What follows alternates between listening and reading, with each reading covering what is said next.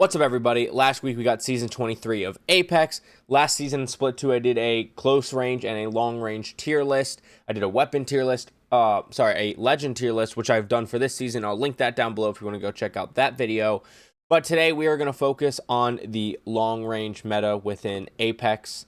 The big changes here I have on my right monitor: the care package, the Devo returned to the floor, the Havoc went into the care package. The gold weapon rotations, car helmet, that doesn't really matter. And then L-Star got a buff, Longbow got a buff, P28 Kimbo got a hipfire buff, Rampage got a rebalance, and Sentinel got a buff, Spitfire got a buff, Peacekeeper and Triple Take all got buffs. So we're going to focus, like I said, on the long range today. We're just going to do it in order. All guns are going to be ranked, whether they're long range or short range guns. The 30-30 hasn't been too great in a while. I have a personal vendetta against it. I'm going to put it in C tier. It can still lay down a lot of damage if you can hit your shots, but it's very dependent on you hitting your shots in the right spots. It's not super great, and there's definitely better options for it for the snipers and the marksman rifles.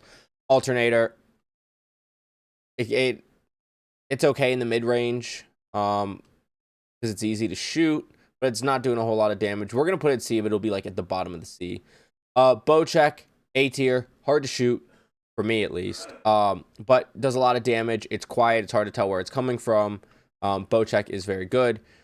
Car's, I think, harder to shoot at range than the Alternator, so it's going to go below C, but if you can hit your shots in the mid-range, it's still good in the mid-range. Charge Rifle is going to go B. It'll probably end up at the bottom of B, but it got a buff that's not in the patch notes, that it can now also bust open doors. So instead of putting it in C tier where I would put it, because it can also open doors, it's going to end up like at the bottom of B tier. Then we have the Devo, which came out of the care package, and when it came out of the care package, its spin up time was decreased, its reverse hipfire was now tightened slower than it did, and the hipfire is less accurate, and it removed the turbocharger.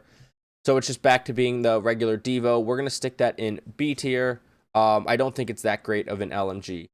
Then we have the EVA 8, which is arguably the best shotgun, except maybe the PK with its buff, but we'll get to the PK. The EVA 8 for, oh yeah, this is long range. I gotta remember this is long range. But because it's a shotgun, it's gonna go towards the end. Flatline, S tier. It's the best AR in the game. Personally, some people will tell you Nemesis. I have a personal vendetta against the Nemesis. We're putting the Flatline in S tier. Then we have the G7. I think the G7 is better than the 30-30, better than the charge rifle. For me, it's less than the Devo, because I know this is like long, but like mid-range, the Devo for me is going to win. Then we have the Havoc, which is now in the care package. I think the Havoc suffers at long range, but is really good at medium range, so I can't put it too high. I haven't gotten to really use it too much with the beamfire shot, but its care package, I'm going to go and put it in A because of its select fire. If it didn't have select fire and was just buffed in the care package, otherwise I think I'd put it at the top of B. But we're going to go put it in A for now. Hemlock is going in between the two. I think the Bowcheck is better than the Hemlock. Although I think I'm actually going to stick the Hemlock ahead of the Bowcheck because it's harder to find a Bowcheck and the Hemlocks are everywhere. Kraber, it's S tier. It doesn't matter where you find it. I can't put it above the Flatline because of the rarity. It's a little bit difficult to use, especially because you don't usually get a lot of time to learn how to use it because of its rarity, but it's going to go up in S tier. We have the L-Star, which I think is the best LMG with its new buff. You essentially have an unlimited, you never have to reload. You just have to let it cool down. And with its new buffs, its damage was increased to 18 instead of 17. The gold magazine reduces cool off even more than purple mags, and the smoothed out cool off animation. So it got buffed. Its cool off got a little buffed. It's going to go in the top of A tier. Then we have the longbow, which also got a buff. The damage was increased to 60 from 55. I'm going to put that ahead of the Havoc, below the Bowcheck. I have a vendetta against the longbow. It's obviously going to hit harder. I just don't like it. It's definitely not the best non-care package sniper. Mastiff, and actually shotguns are just going to all go down in D tier, except the Mozam is going to go up at the end of C because it's got weirdly good range. Then we have the Nemesis, my Nemesis. I'll be fair, despite not liking it, it's going to go ahead of the L-Star. It's going to be at the bottom of A tier. I can't quite put an S tier. I just don't like the way it feels, personally. P20 is going to go behind the Mozambique. The PK is going to go last in the shotguns. I think it has the worst range. Maybe you could switch it in the Mastiff, but it's kind of a moot point at this point. The best SMG for medium and short range is going to be the Prowler, arguably, except for one more on this list.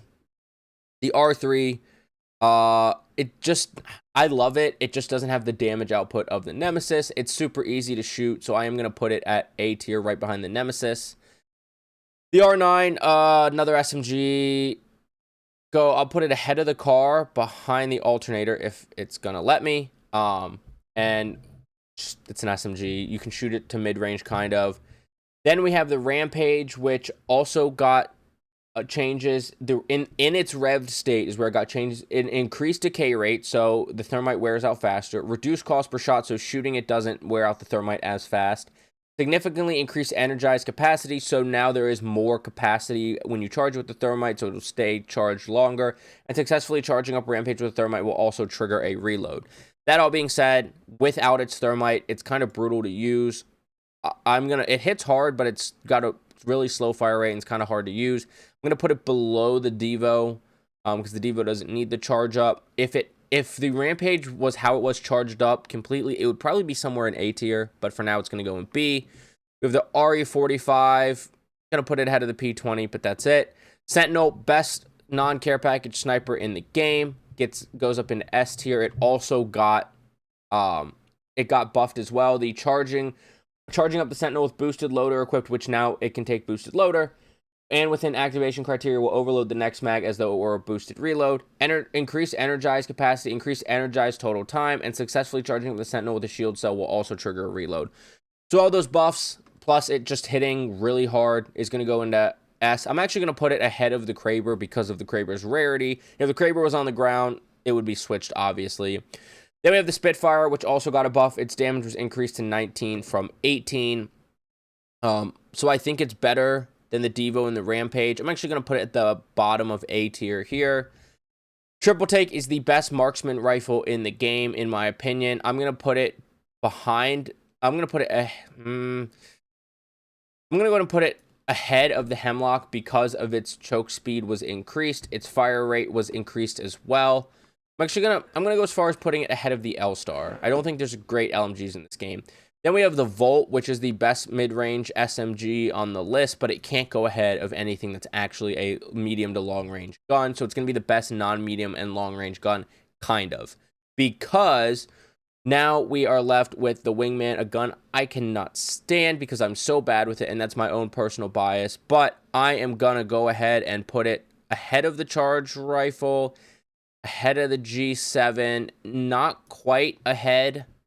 We're gonna put ahead of the G7, not quite ahead of the LMG. After the G7, we're gonna put after the G7. Just because it's really just long range, you're not using it. Medium range, you can use it, but it's gonna destroy people in medium range. And I also just don't like the charge rifle. But that's my long range ranking for the beginning of season 23. Of course, in split 2, as we get changes, this will change, and I'll update.